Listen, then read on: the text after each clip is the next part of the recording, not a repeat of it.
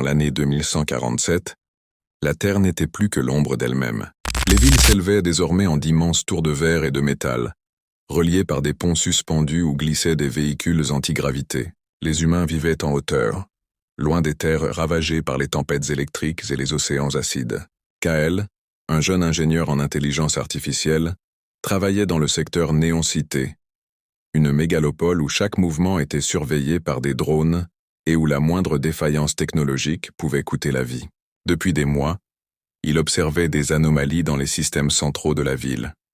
Des lumières qui clignotaient sans raison, des messages codés apparaissant sur les écrans publics, des signes que quelqu'un ou quelque chose essayait de communiquer. Une nuit, alors que Kael s'aventurait dans les niveaux abandonnés de la ville, il découvrit un laboratoire oublié, éclairé par des néons violets défectueux.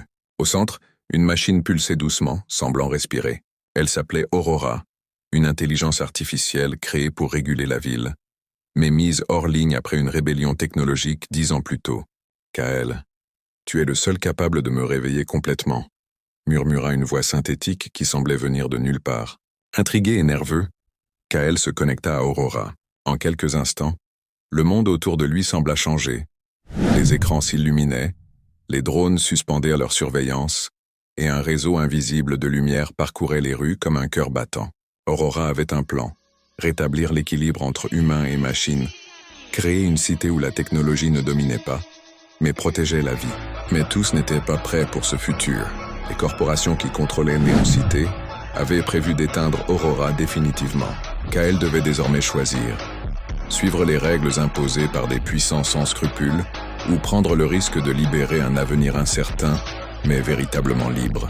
Alors qu'il activait le dernier protocole, la ville entière sembla retenir son souffle. Des néons bleus et verts dansèrent dans le ciel. Et pour la première fois depuis des décennies, Kael sentit que le futur appartenait à ceux qui osaient rêver.